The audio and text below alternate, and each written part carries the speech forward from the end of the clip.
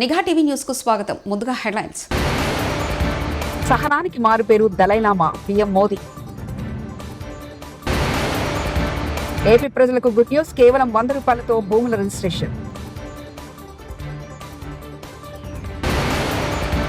భవిష్యత్తులో మహిళలకు టికెట్లు ఇచ్చి ఎమ్మెల్యేలుగా గెలిపించుకుంటాం సీఎం రేవంత్ రెడ్డి. 5 ఏళ్ల పట్టుదలతో కష్టపడి పనిచేశా, ఎప్పుడు రాని మేజార్టీతో గెలిచా మంత్రి లోకేష్. టిబెటన్ ఆధ్యాత్మిక గురువు 14వ దలైలామా 90వ జన్మదిన వేడుకలు ఆదివారం ధర్మశాలలో వైభవంగా జరిగాయి. ప్రధాని మోదీతో సహా పలువురు ప్రముఖులు ఆయనకు జన్మదిన శుభాకాంక్షలు తెలిపారు. 140 కోట్ల భారతీయులతో పాటు నేను కూడా దలైలామాకు జన్మదిన శుభాకాంక్షలు తెలుపుతున్నా. దలైలామా ప్రేమ, కరుణ, సహనం, నైతిక క్రమశిక్షణకు మారుపేరు. ఆయన దీర్ఘాయుషు కలిగి ఉండాలని ప్రార్థిస్తున్నా అంటూ ఎక్స్ లో పోస్ట్ చేశారు. ప్రజా సమస్యలు పరిష్కరించే దిశగా చంద్రబాబు సారథ్యంలోని కూటమి ప్రభుత్వం చర్యలు చేపట్టింది. అందులో భాగంగా గ్రామ లేదా వార్డు సచివాలయంలో నామమాత్ర ఫీజుతో త్వరలో ప్రారంభించేందుకు సర్కారు బడిబడిగా అడుగులు వేస్తుంది. చర్యలను వేగవంతం చేసింది. సబ్ రిజిస్ట్రార్ కార్యాలయం నిర్ధారించిన మార్కెట్ విలువ ప్రకారం సదరు ఆస్తి విలువ 10 లక్షల లోపు ఉంటే 100, అంతకంటే తక్కువ ఉంటే 1000 రూపాయల ఫీజును స్టాంప్ డ్యూటీ కింద తీసుకోనున్నారు. రాజీవ్ గాంధీ తెచ్చిన మహిళా రిజర్వేషన్ బిల్లు వల్లే మహిళలకు అవకాశాలు అందిపుచ్చుకున్నామని సీఎం రేవంత్ రెడ్డి తెలిపారు. భవిష్యత్తులో వారికి ఎమ్మెల్యే టికెట్లు ఇచ్చి గెలిపించే బాధ్యత కూడా తీసుకుంటామని ఆయన అన్నారు. గత ప్రభుత్వం రాష్ట్ర మంత్రివర్గంలో ఒక్క మహిళ కూడా చోటు ఇవ్వలేదని ఆయన ఆవేదన వ్యక్తం చేశారు. అంతకుముందు రాజనగర్లోని వ్యవసాయ వర్సిటీలో ఆయన మొక్కలు నాటారు. అనంతరం ఏర్పాటు చేసిన కార్యక్రమంలో సీఎం మాట్లాడారు. శాఖ, దేవాదాయ శాఖ మంత్రివర్యులు సోదరిమణి కొండ సురేఖ గారు, మాజీ మంత్రివర్యులు శాసన మండలి చీఫ్ విప్ పట్నం మహేందర్ రెడ్డి గారు, చేవెళ్ళ శాసనసభ్యులు మిత్రులు, ఈరోజు అమ్మ ఒడిలో, అమ్మ బడిలో, అమ్మ పర్యవేక్షణలో ఏమి ఇచ్చినా వాటికి రక్షణ ఉంటుంది. అందుకే ఈరోజు అమ్మ ఆదర్శ పాఠశాల పేరు మీద గ్రామీణ ప్రాంతాలలో, తండాలలో, గూడాలలో, మారుమూల పల్లెల్లో ఉన్న పాఠశాలలన్నిటినీ ఈరోజు మా ఆడబిడ్డల చేతిలో పెట్టడం జరిగింది. పిల్లల అటెండెన్స్ పంతులు తీసుకుంటే పంతులు పాఠశాలకు వస్తుర్రా లేదా వాళ్ళ అటెండెన్స్ తీసుకునే బాధ్యత మా అక్కలకి ఇచ్చిన ఈరోజు. ఎందుకంటే పిల్లల చదువు పట్ల శ్రద్ధ చూపించేది కన్న తల్లి కంటే ఎవరు ఎక్కువగా ఉండరు కాబట్టి ఈరోజు పాఠశాలలు మా అక్కల చేతిలో పెట్టినాం. ఇదే కాదు, ఒకప్పుడు సోలార్ వ్యాపారం, సోలార్ పవర్ ప్లాంట్స్ పెట్టాలంటే అదానీలు రావాలి, అదానీల వ్యాపారం అనేది. కానీ ఈరోజు 1000 మెగావాట్ల సోలార్ పవర్ ప్లాంట్స్ ఈరోజు మా అక్కల చేతుల్లో పెట్టి స్వయం సహాయక సంఘాలకు బాధ్యత ఇచ్చి ఈరోజు 1000 మెగావాట్ల సోలార్ విద్యుత్ ఉత్పత్తి ఒప్పందాలు విద్యుత్ శాఖతోని మా ఆడబిడ్డల చేతిలో, మా అక్కల చేతిలో పెట్టినాం. అదే కాదు, ఈరోజు ఆర్టీసీ బస్సులో మా అక్కలు ఉచిత ప్రయాణం చేస్తున్నారు. గతంలో అమ్మగారి ఇంటికి వెళ్ళాలన్నా, అమ్మవారిని దర్శనం చేసుకోవాలన్నా మా అక్కలకైతే ఇంటి ఆయననో లేకపోతే కొడుకునో పైసలు అడగాల్సిన పరిస్థితి, కిరాయి పైసలు. ఇప్పుడు ఇంటి ఆయన పని మీద ఆఫీస్కి పోతే అక్క అమ్మగారి ఇంటికి పోయి అమ్మని చూసి మళ్ళీ ఇంటికి ఆయన వచ్చే లోపల వచ్చేటట్టు ఉచిత బస్సు ప్రయాణం ఇచ్చినాం. బస్సుల్లో ఉచితంగా మా అక్కలు, మా చెల్లెళ్ళు ప్రయాణం చేయడం కాదు, ఈరోజు రాష్ట్రంలో 1000 బస్సులు కొని మా ఆడబిడ్డలే ఆర్టీసీకి కిరాయికి పెట్టిరు. ఇలా 1000 బస్సుల యజమానులు మా అక్కలు అయినరానంటే ఈరోజు వాళ్ళ చేతుల్లో వ్యాపారం ఉంటే బాగుంటుంది అని చెప్పి మా అక్కల కోసం ఈరోజు ప్రత్యేకమైన ప్రణాళికలు చేసినాం. ఈరోజు హైటెక్ సిటీ అంటే మన వాళ్ళందరూ విప్రోనో, ఇన్ఫోసిస్నో లేకపోతే మైక్రోసాఫ్టో ఇట్లాంటి మా పాత్రికేయ మిత్రులు పేపర్లలో రాస్తుంటారు. కానీ మా అక్కలకు హైటెక్ సిటీ పక్కన, హైటెక్ సిటీ ఎంతుందో అంత 3.5 ఎకరాలలో కొన్ని 100 కోట్ల రూపాయల స్థలాన్ని వాళ్ళకిచ్చి ఇందిరా మహిళా శక్తి పేరు మీద రాష్ట్రం నలుమూలలో వాళ్ళు ఉత్పత్తి చేసిన వస్తువులను ఈరోజు ప్రపంచ దిగ్గజ కంపెనీలతో పోటీపడి నిర్వహించే విధంగా ఈరోజు మరి మా ఆడబిడ్డలకు ఇచ్చినాం. మా పాత్రికేయ మిత్రులు ఎందుకో మరి విప్రో, మైక్రోసాఫ్ట్ గురించి రాస్తున్నారు, కానీ మా ఆడబిడ్డల ఇందిరా మహిళా శక్తి అక్కడ ఉన్న వాళ్ళ వ్యాపార సముదాయం గురించి అస్సలు రాయడం లేదు. గత ఎన్నికల్లో పోటీ చేసినప్పుడు ఓడిపోయానని, కానీ 5 ఏళ్లు పట్టుదలతో కష్టపడి పనిచేశానని మంత్రి లోకేష్ తెలిపారు. ఆ కష్టానికి ఫలితమై ఎప్పుడు రాని మేజర్తో గెలిచానంటూ ఆయన అన్నారు. విద్యాశాఖ మంత్రిగా బాధ్యతలు తీసుకునేటప్పుడు కష్టమైన శాఖ ఎందుకు తీసుకున్నానని తనను చాలా మంది అడిగారని లోకేష్ చెప్పారు. అంతకుముందు నెల్లూరులో VR మోడల్ పాఠశాలను మంత్రి లోకేష్ ప్రారంభించి మాట్లాడారు. అనంతరం తరగతి గదులు, డిజిటల్ విద్యా విధానాన్ని, లైబ్రరీలో పుస్తకాలను ఆయన పరిశీలించారు. ఏకంగా ఎస్పీ బాలసుబ్రహ్మణ్యం గారు, జీవీకే రెడ్డి గారు, ఇంకా వేదిక పైన ఉన్న నారాయణ గారు, మా పక్కనే నిలబడుతున్న సోమిరెడ్డి చంద్రమోహన్ రెడ్డి గారు, ఇంకా కోటమిరెడ్డి శ్రీధర్ రెడ్డి గారు, మాజీ chief justice P Chandrasekhar Reddy garu కూడా ఈ పాఠశాల నుంచే వచ్చిన వారు. కారులో వస్తుంటే నారాయణ గారు చెప్పారు, 6th క్లాస్ నుంచి 10th క్లాస్ వరకు నారాయణ మాస్టర్ గారు ఇదే పాఠశాలలో చదివారు. ఏకంగా ఆయన చదువు పూర్తి చేసిన తర్వాత టీచర్గా ఆయన ప్రయాణం కూడా ప్రారంభించింది ఇదే VR హై స్కూల్ అని ఈ సభాముఖంగా మీకు తెలుపుతున్నాం. నేను పదే పదే ప్రజాప్రతినిధులందరినీ కోరుతున్నాం, ఇలాంటి సమావేశంలో రాజకీయాలు మనం మాట్లాడకూడదు. ఏకంగా రాజకీయాలు దూరం పెట్టాల్సిన అవసరం ఉంది. అనేక కారణాల వల్ల ఈ పాఠశాల మూతపడింది. కానీ నారాయణ గారు డోర్ టు డోర్ తిరిగి ఆనాడు ప్రజలందరికీ హామీ ఇచ్చారు, మూతబడిన VR హై స్కూల్ని తిరిగి ప్రారంభిస్తా అని చెప్పారు. మన ప్రభుత్వం ఏర్పడిన మొదటి సంవత్సరంలోనే చేసి సాధించిన వ్యక్తి మంత్రి నారాయణ గారు. నా పక్కనున్న 2 పిల్లల్ని అడిగా, ఇంత అద్భుతమైన ప్లే గ్రౌండ్, అద్భుతమైన టీచర్లు, అద్భుతమైన కరికులం, స్మార్ట్ బోర్డ్స్ మా నెల్లూరు సిటీలోని ఎక్కడ లేదు, అందుకే మేము వచ్చి ఈరోజు ఈ VR హై స్కూల్లో చేరటం జరిగిందని వాళ్ళు చెప్తాం జరిగింది. ఈ స్కూల్ గురించి కూడా చెప్పాలి. నారాయణ గారు పర్సనల్గా తీసుకున్నారు. ఫైల్ ఎక్కడుందో వెంటాడారు. నాకు గుర్తున్నంత వరకు ఒక రోజు రాత్రి 10ంటికి ఫోన్ చేశారన్న. ఫోన్ చేసి ఫైల్ ఇప్పుడే నీ లాగిన్కి వచ్చింది, తొందరగా క్లియర్ చేయవా అన్నారు.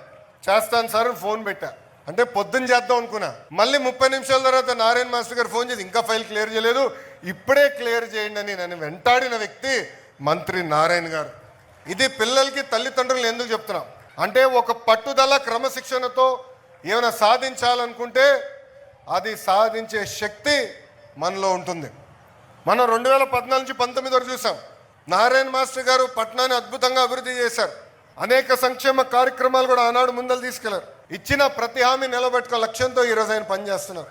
అందుకే NCC అంటే నాగార్జున కన్స్ట్రక్షన్ కంపెనీని తీసుకొచ్చి ఏకంగా వాళ్ళ CSR ఫండ్స్ నుంచి దాదాపు 15 కోట్ల రూపాయలు ఈరోజు ఈ పాఠశాల అభివృద్ధి చేసేదానికి ఖర్చు పెడతాం కూడా జరిగింది. అంతేకాకుండా కమిట్మెంట్ చాలా అవసరం. ఏ పని చేసినా మంచి మనసుతో చేయాలి, ఒక పవిత్రమైన బాధ్యతగా తీసుకోవాలి. ఆ పవిత్రమైన బాధ్యత నారాయణ మాస్టర్ గారు తీసుకున్నారు. ఇది నేను ఎందుకు చెప్తున్నానంటే, ఆయన బిడ్డ శరణిని ఏకంగా ఇదే పాఠశాలకు పనిపెట్టి, కానీ ఇది ఒక మోడల్ స్కూల్. మీకు దేశభక్తి, దైవభక్తి ఉంటే సరిపోదు, భారత్ మాతాకు జై, జై జై శ్రీరామ్ అంటే సరిపోదు, సమాజ సేవండి అంటూ బీజేపీ ఎంపీ కొండా విశ్వేశ్వరరెడ్డి వ్యాఖ్యానించారు. ఉత్తగా భారత్ మాతాకి జై అంటే, ఉత్తగా జై శ్రీరామ్ అంటే మీరు విశ్వ హిందూ పరిషత్ ఉంది, సమాజ సేవ చేయండి. సమాజ సేవ చేస్తున్నట్టుంటే అక్కడ ఉండండి, గుండెల మనసుల రాముడు ఉండాలి, భారత్ మాత ఉండాలి. కానీ గుండెల మనసులాగా నుండి నేను ఏం చేయను, నాకు ఓన్లీ నాకు బూత్ అధ్యక్షుడు కావాలి, మండల అధ్యక్షుడు కావాలి, జనరల్ సెక్రటరీ కావాలి, జిల్లా అధ్యక్షుడు కావాలంటే ఇది పొలిటికల్ పార్టీ కాదే కాదు. క్షణికావేశంలో కాంగ్రెస్ పార్టీలో చేరి తప్పు చేశాం, మెదక్ ప్రజలు మమ్మల్ని క్షమించండి. గత 19 నెలలుగా మెదపులో మార్పు పేరు మీద దోపిడీ మొదలైంది.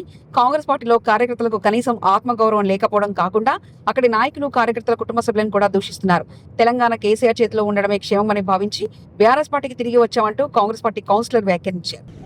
ఇబ్బందుల వల్ల పార్టీని వీడిపోయి తప్పుదోవపోయినామనే ఒక భావనకు రావడం జరిగింది. మార్పు పేరు మీద మరో దోపిడీ మెదక్లో ప్రారంభమైంది. గత 19 నెలలుగా మేము అనేక రకాలుగా, నేను కానీ నరేంద్రన్న కానీ, సరే పదవుల విషయం దేవుడు ఎరుగు, కనీసం ఆత్మగౌరవం మర్యాద కూడా లేనటువంటి పరిస్థితిని చూసినటువంటి పరిస్థితులు ఉన్నాం. మేము అక్కడ గెలిచిన 2 నెలల నుండి గెలుపు కొరకు పనిచేసేటువంటి ఏ వ్యక్తిని కూడా ఆదరించకపోగా కనీస మర్యాద గౌరవాలు లేకున్నట్టు చూసినటువంటి పరిస్థితిని మేము అనేక రకాల ఇబ్బందులు ఎదుర్కోవడం జరిగింది. మరి ముమ్మాటికి మాకు అర్థమైన విషయం ఏంటంటే, ఈ తెలంగాణ రాష్ట్రంలో మరి అప్పుడే పుట్టిన చంటిబిడ్డ తల్లి దగ్గర ఉంటే ఎంత క్షేమంగా ఉంటుందో, ముమ్మాటికి తెలంగాణ కూడా కేసీఆర్ గారి చేతుల్లో ఉంటే అంతే క్షేమంగా ఉంటుందని ఒక భావనతోని మరోసారి మేము జరిగినటువంటి చేసినటువంటి పొరపాటును యావత్ మెదక్ ప్రజానికి మమ్మల్ని క్షమించాలని మనస్ఫూర్తిగా వారికి కోరుకుంటూ మరి ఈ రోజు మమ్మల్ని అందరినీ కూడా ఆహ్వానించడానికి మరి సొంతింటికి తిరిగి వచ్చిన సందర్భంలో టీఆర్ఎస్ పార్టీ కుటుంబ సభ్యులందరూ కూడా పేరు పేరున మరి శిరస్సు వంచి వారికి నమస్కారాలు తెలియజేస్తూ భవిష్యత్తులో మరి ఇక్కడ ఉన్నటువంటి టీఆర్ఎస్ పార్టీ క్యాడర్తో అందరం కూడా మెదక్ను పూర్వవైభవం దిశగా మా వంతు కృషి చేస్తామని తెలియజేస్తూ అక్కడ అనేక రకాల అవమానాలే కాకుండా కుటుంబ సభ్యులను సైతం కూడా వారు మరి చెప్పుకోలేనటువంటి భాషలో చెప్పుకోలేనటువంటి పదాల్లో మేము అందరం కూడా ఎదుర్కోవడం జరిగింది. కాబట్టి మెదక్ ప్రజలందరూ కూడా గమనిస్తూ ఉన్నారు, ఏది కోల్పోయారో మరి ఏదైతే కరెక్ట్ అనేది కూడా మెదక్ ప్రజలకు కూడా ఇప్పటికీ అర్థమైంది. కాబట్టి మెదక్ ప్రజానికి అందరికీ కూడా మేము శిరస్సు వంచి నమస్కారాలు తెలియజేస్తూ మరి ఆనాడు మా వెంట ఉన్నటువంటి మెదక్ ప్రజానికానికి కూడా భవిష్యత్తులో కూడా మాతో పాటు వారి ఆశీర్వాదాలు ఉంటాయని చెప్పేసి ముమ్మాటికి మాతో పాటు కలిసి నడుస్తారని చెప్పి ఆశిస్తూ మరి కాంగ్రెస్ పార్టీని వీడి ఈ రోజు టీఆర్ఎస్ పార్టీ చేరుతున్న సందర్భంలో హరీష్ అన్న నాయకత్వంలో, పద్మక్క నాయకత్వంలో, మరి కేసీఆర్ గారి నాయకత్వంలో శ్రీశైలం ప్రాజెక్టుకు వరద మరింత పెరుగుతుంది. జూరాల సింకిస్ల ప్రాజెక్టు నుంచి 1,98,550 క్యూసెక్ల వరద నీరు శ్రీశైలం జలాశయంలోకి చేరుతుంది. శ్రీశైలం నుంచి అవుట్ఫ్లో 59,239 క్యూసెక్లుగా ఉంది. ఎడమగట్టు విద్యుత్ కేంద్రం 35,315, కుడిగట్టు విద్యుత్ కేంద్రం నుంచి 23,924 క్యూసెక్లు విద్యుత్ ఉత్పత్తి ద్వారా నాగార్జున సాగర్ కు విడుదల చేస్తున్నారు. శ్రీశైలం ప్రాజెక్టు పూర్తి స్థాయి నీటి మట్టం 885 అడుగులు కాగా ప్రస్తుత నీటి మట్టం 880.40 అడుగులుగా ఉంది.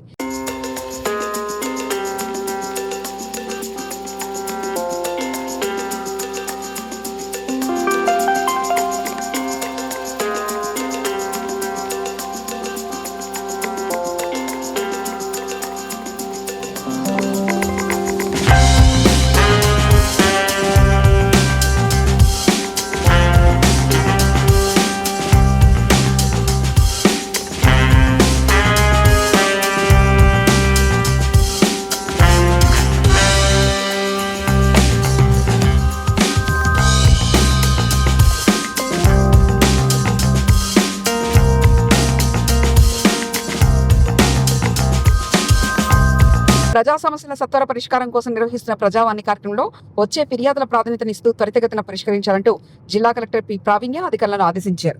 జిల్లా కలెక్టర్ కార్యాలయ సముదాయ సమావేశ మందిరంలో సోమవారం నిర్వహించిన ప్రజావాణి కార్యక్రమానికి 46 ఫిర్యాదులు అందాయి.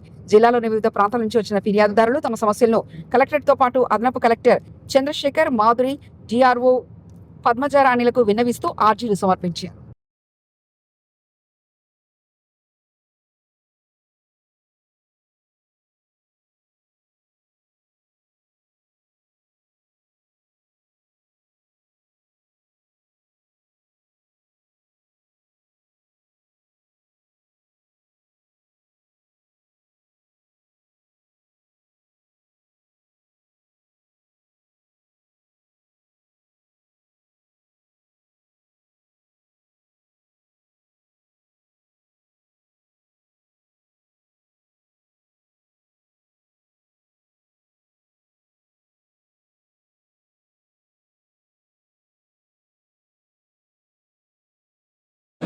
Aminpur municipal office municipal commissioner Aminpur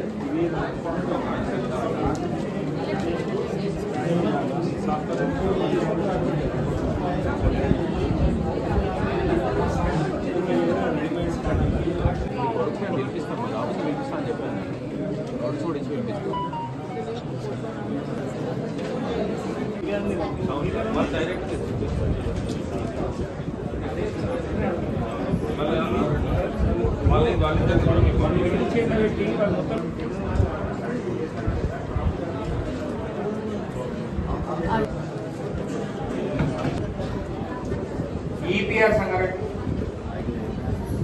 ఈ రోడ్డు పాటోల్స్ ఫిల్అప్ చేయాలి వర్షకాలంలో డ్యామేజ్ ఉంది. అమీన్పూర్ కమిషనర్